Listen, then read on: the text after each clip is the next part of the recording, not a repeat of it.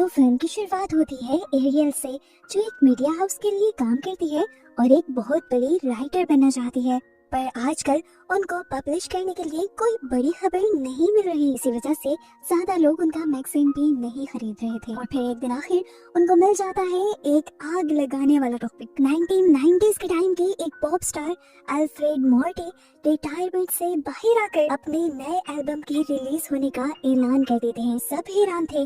Media में तो खबरों का तूफान पैदा हो गया था। इस पर और हैरानी की बात कि मॉर्टी अपने एल्बम लॉन्च से पहले सिर्फ 6 मेहमानों को अपने प्राइवेट कंपाउंड में इनवाइट कर लेते हैं उस एल्बम को सुनने के लिए, जिनमें हमारी मेन कैरेक्टर एरियल के साथ साथ उसके बॉस, एक टॉक शो होस्ट, एक इन्फ्लुएंसर, एक पेपरराजी जो बड़े बड़े सेलिब्रिटीज की पिक्चर्स लेते हैं, और साथ ही उस टाइम के मशहूर आरजे को भी मॉर्टी ने बुलाया था। कंपाउंड में पहुंचने पर सबको सब कुछ तो नॉर्मल लग रहा था, बल्कि अच्छा लग रहा था। पर आते ही इनसे इन सभी के मोबाइल्स और लैपटॉप वगैरह ले लिए जाते हैं, जिनसे ये लोग बाहर की दुनिया से कांटेक्ट कर सकते थे, ये बहाना करते हुए कि इस जगह कोई भी इलेक्ट्रॉनिक डिवाइस चलाना अलाउड ही नहीं है। पर वापस जाते हुए इन्हें ये सब वापस कर दिया जाएगा। पर एरियल को इन सभी चीजों से अजीब सी फीलिंग आना शुरू हो गई थी। फिर कुछ ही देर में पार्टी शुरू हो जाती है, जिस मकसद के लिए सब लोग यहाँ आए थे। और इसी पार्टी के दौरान सबसे शॉकिंग चीज इन्हें ये पता चलती है कि मॉर्टी एक कल्ट का हिस्सा है, और इस कंपाउंड में आए सभी लोग सिवाय इन 6 के उसी कल्ट के मेंबर हैं, जो सब अपने आप को लॉयलिस्ट बुलाते हैं और सभी सेम यूनिफॉर्म भी पहने रहते हैं। यहाँ की अजीब चीजें, लोगों की अजीब नजरें और हरकतें ये साफ जाहिर कर रही थी कि मॉर्टी के कंपाउंड में कुछ तो गड़बड़ है। ये कल्ट एरियल को ठीक नहीं लग रहा था, तो वो इसी पार्टी में इस कल्ट के बारे में और जानने का फैसला कर लेती है। खैर, दिखाया जाता है कि इस कंपाउंड में उन्हें हर किस्म की फैसिलिटी मिल रही थी, यहाँ तक कि मसाज भी। और आरजे जब मजे से मसाज करवा रहे थे, तभी बहुत से अजीब लोग उनके करीब आकर एक मशीन चलाते हुए बेरहमी से उनकी जान ले लेते हैं। बॉडी कटने कटाने का सीन तो नहीं दिखाया गया, लेकिन हाँ, ये कंफर्म यहाँ जरूर हो गया कि ये कल्ट नॉर्मल तो बिल्कुल नहीं है, जैसा एरियल को लग रहा था। मॉर्टी ने भी इन्हें किसी खास प्लान के तहत ही बुलाया है। यहाँ तक कि अगली सुबह तो बचे हुए इन 5 लोगों के साथ बॉडीगार्ड की तरह नजर रखने के लिए लोग भी लगा दिए जाते हैं, जो बस अब उनका साया बने घूम रहे थे। और एरियल को इनसे सबसे ज्यादा चिढ़ हो रही थी। फिर जॉगिंग करते हुए एरियल को मॉर्टी दिख जाता है, जो अपनी पेंटिंग बनवा रहा था। एरियल उसके पास आकर सवाल करती है कि मैं जानना चाहती हूँ कि आपका ये कल्ट काम कैसे करता है। मॉर्टी कहता है, ये किससे सवाल है? तो वो कहते हैं, मतलब इबादत, वर्शिप, जैसे क्रिश्चियन चर्च जाते हैं, हिंदू टेंपल में जाते हैं, और मुस्लिम्स भी तो अपनी प्रेयर्स करते हैं। ऐसे आपका कल्ट क्या करता है, किसको मानता है? अब मॉर्टी एरियल से ही सवाल कर लेता है कि ऐसे ग्रुप को क्या कहेंगे जो किसी को भी ना मानता हो और कुछ भी ना करता हो।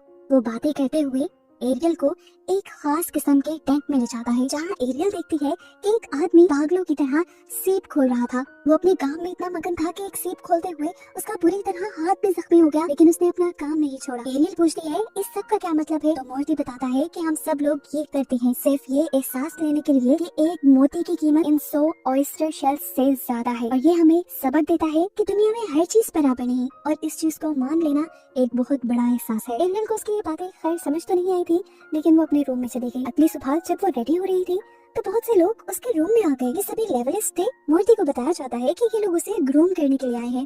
सब कुछ तो ठीक था, लेकिन लॉयलिस्ट ने एक बहुत ही अजीब सवाल एरियल से किया कि क्या तुमने अपनी पर्सनल क्लीनिंग भी की है? एरियल पूछती है, इससे आप लोगों का क्या ताल्लुक? इस बात के लिए तो मैं श्योर हूँ कि मुझे ऐसी जगह से तो नहीं देखा जाएगा।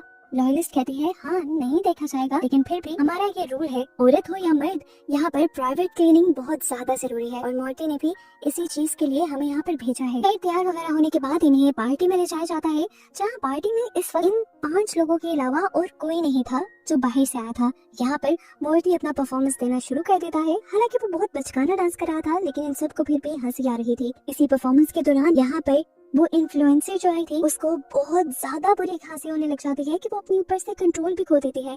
उसके हालत को देखते हुए सभी परेशान हो जाते हैं, तो मॉर्टी उसे देखने के बजाय यहाँ से सभी लोगों को बाहर ले जाता है और कहता है कि उसको कोई और संभालेगा, हमें अभी जरा बाहर की ताजा हवा खानी चाहिए।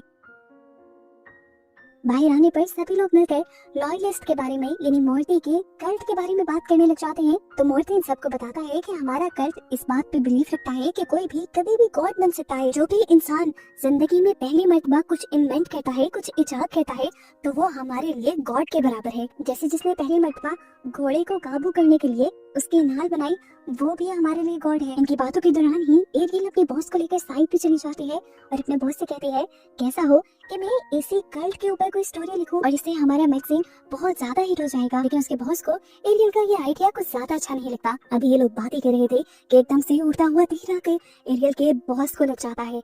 एरियल और वो तो हक दक रह गए थे, लेकिन तभी यहाँ पे भागते हुए कुछ लोग आए और एक बच्चे ने उससे माफी मांगना शुरू कर दी, ये कहते हुए कि मैं तो निशाना लगाना सीख रहा था, एकदम से मेरा हाथ स्लिप हुआ और ये तीर आकर आपको लग गया। एरियल उस बच्चे की बहादुरी पर हैरान थी कि उसके मुंह के एक्सप्रेशन बिल्कुल नहीं बदले थे और वो न डर होकर बस माफी ही मांग रहा था। हालांकि उसके बॉस बहुत ज्यादा जख्मी हो गए थे। खैर उन्हें फर्स्ट एड तो दे दी जाती है, लेकिन अब उनकी तबीयत कुछ ज्यादा बेहतर नहीं रही थी।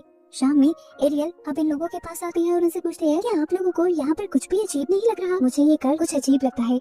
देखिए, उन्होंने हमारे से हमारे फोन्स, लैपटॉप, हर वो चीज ले ली जिससे हम बाहर की दुनिया से कांटेक्ट कर सकते थे। वो हम पर 24 घंटे नजर रख रहे हैं और क्या पता उन्होंने यहाँ कहीं भी कैमरास या माइक फिट किए हों और अब हमारी बातें भी सुन रहे हों। ये सारे एरियल की बात समझते नहीं, उल्टा एरियल के ऊपर ही हंसने लग जाते हैं और कहते हैं तुम्हें क्या लगता है मिस्टर मॉर्टी ने इतना बड़ा सेटअप सिर्फ इसलिए किया होगा कि वो हमारे फोन्स छीन सके? एरियल को जब एहसास होता है कि ये लोग तो कुछ समझना ही नहीं चाह रहे तो वो यहाँ से चली जाती है, लेकिन खुद उसने फैसला कर लिया था कि अब वो और यहाँ ज्यादा नहीं रुकेगी। सुबह होते ही वो अपनी गार्ड से नजर बचाते हुए अपनी खिड़की से जंप कर देती है। उसका सबसे पहला प्लान और टारगेट था अपने फोन्स को ढूंढना। उसे इसी कंपाउंड में एक अजीब सी जगह दिखती है जो कंपाउंड से जरा हट के थी। उसे लगा कि इसी के अंदर कोई राज छुपा होगा, इसीलिए वो उसके अंदर चली गई। ये जगह काफी अजीब थी, दिखने में एक बार था, लेकिन यहाँ पर बहुत सारे जानवरों के कटे हुए सर और जिस्म के हिस्से रखे हुए थे, जिससे साफ जाहिर था कि ये कल्ट कोई ना कोई रिचुअल्स भी करते रहते हैं जिनमें जानवरों की कुर्बानी भी दी जाती है। खैर अभी उसका असल मकसद अपने फोन को ढूंढना था और फाइनली उसे यहाँ ढूंढते हुए एक बास्केट में अपने सेल फोन्स और लैपटॉप्स दिख भी जाते हैं। और एक और शॉकिंग चीज जो हमें दिखाई जाती है और एरियल को नहीं दिखती, वो थी आर्ची की लाश, जिसे मूवी के तकरीबन शुरू में ही मार दिया गया था और उसकी लाश को यहाँ छुपाया गया था। यहाँ पर जितना माहौल वो देख चुकी थी उससे वो ऑलरेडी बहुत ज्यादा डर चुकी थी, इसलिए वो जल्दी से अपने रूम में आती है, अपना सामान पैक करती है और मूर्ति के पास जाकर कहती है कि मुझे यहाँ से जाना है। मूर्ति उससे पूछता रह जाता है क्या हुआ, तुम्हें क्या किसी ने यहाँ पर कुछ कहा है, तुम्हें किसी ने डराया है क्या? एरियल उसकी बातों का कोई जवाब नहीं देती, उल्टा मूर्ति से पूछती है कि आर्य कहाँ है। मूर्ति की जगह मूर्ति का असिस्टेंट जवाब देता है कि वो रात के डिनर के लिए तैयार हो रहा है। जिसके बाद एरियल पूछती है कि इन्फ्लुएंसर कहाँ है, वो जिसे उस दिन खांसी हुई थी। मूर्ति का असिस्टेंट बताता है कि वो उसे अभी हॉस्पिटल से उसके रूम में छोड़कर आया है और उसकी तबीयत पहले से काफी बेहतर है। वो शाम में बच्चों का जो पपेट शो होगा उसमें हम सबको ज्वाइन करेगी। ये सब बातें सुनने के बाद भी एरियल उससे कहते हैं कि मुझे अभी के अभी यहाँ से जाना है। तो मूर्ति कहता है क्या तुम मुझे बताओगी भी सही कि हुआ क्या है? एरियल कहती है मुझे कुछ एक्सप्लेन नहीं करना, मुझे अभी के अभी बस यहाँ से जाना है। तो यहाँ पर मूर्ति का दूसरा असिस्टेंट बोलता है कि ये तो पॉसिबल नहीं, सारी गाड़ियाँ इस टाइम शहर की तरफ गई हैं और 40 मिनट तक यहाँ से जाना पॉसिबल नहीं है। मूर्ति अब कहता है देखो मैं तुम्हें रुकने के लिए फोर्स नहीं करूंगा, लेकिन बच्चों का दिल मत तोड़ो, बच्चों की परफॉर्मेंस देख कर जाना। यहाँ पर वो बच्ची भी एरियल की मिन्नतें करने लग जाती है और एरियल को ना चाहते हुए भी हाँ कहना पड़ता है। अब शाम में पपेट शो शुरू हो जाता है और ये पपेट शो किसी आम पपेट शो से तो बहुत ही ज्यादा अजीब था।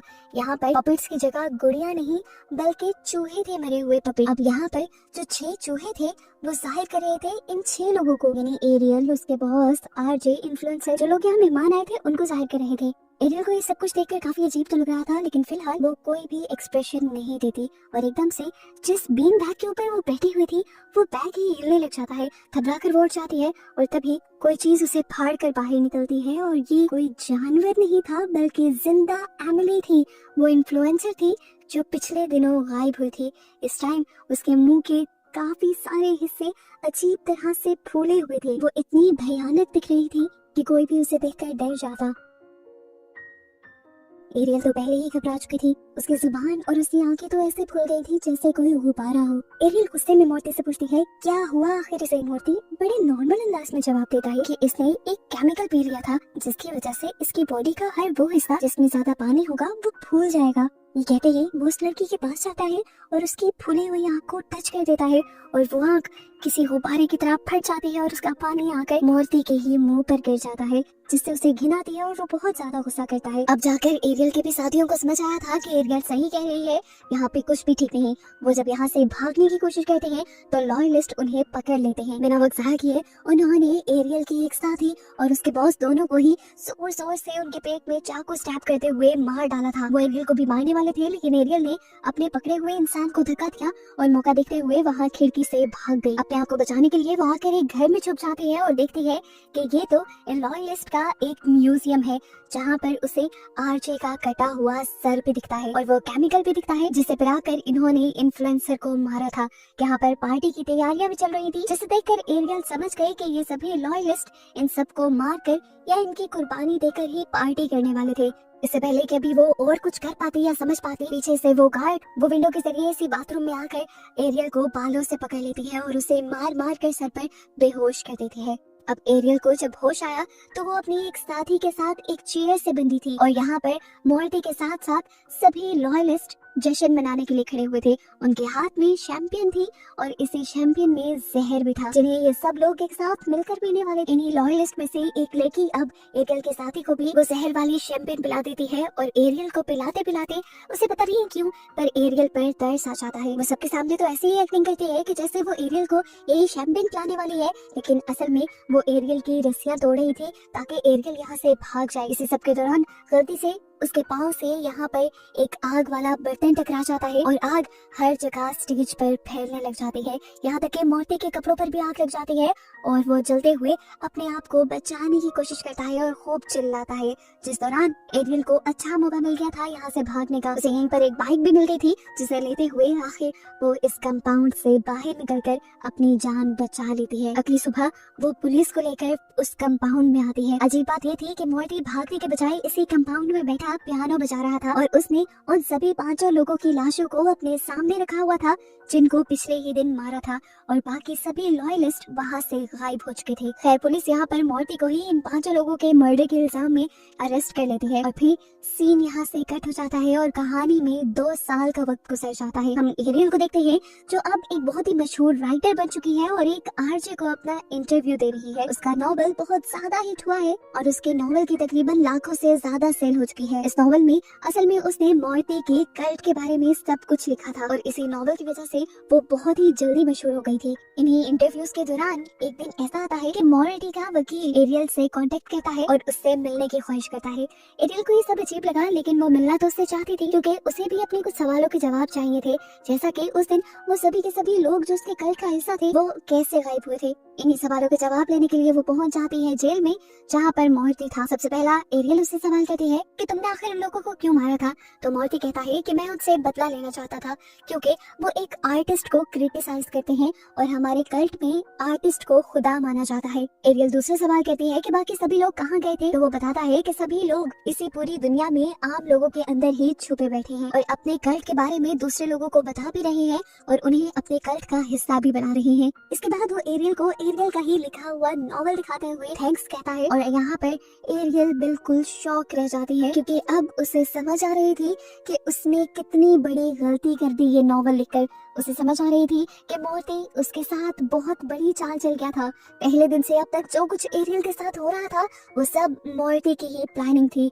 एरियल का अपने बॉस के साथ उस कंपाउंड में जाना, वहाँ वो सब कुछ ऑब्जर्व करना, बाकी सब लोगों का मरना, यहाँ तक कि एरियल का वहाँ से बच आना भी मोर्टी की ही चाल थी ताकि वापस आकर वो उनके कल्ट के बारे में अपने नॉवल में लिखे और उस नॉवल के जरिए उनके कल्ट की इंफॉर्मेशन पूरी दुनिया तक फैल जाए। ये सारी बात समझ आने पर अब मोर्टी को अपनी गलती का एहसास हो रहा था। एरियल दुखी थी इस चीज को लेकर कि उसने ना चाहते हुए भी एक कल्ट को पूरी दुनिया में पहुंचा दिया था। एरियल ने आखिर में मोर्टी से सवाल भी किया था कि मैं ही क्यों, जिस पर मोर्टी उसे जवाब देता है कि तुम्हें पैसे से या किसी से कोई लेना देना नहीं था, तुम साफ दिल की थी इसीलिए हमने तुम्हें चुना और तुम्हारा शुक्रिया कि आज तुम्हारी वजह से दुनिया के हर कोने में हमारे कल्ट का जिक्र होता है और तेजी से लोग अब हमारे कल्ट का हिस्सा भी बन रहे हैं। इन्हीं चीजों की वजह से तो अभी तक एरियल शॉक बैठी हुई थी और बस यही सब दिखाते हुए ये मूवी यहाँ पर खत्म हो जाती है।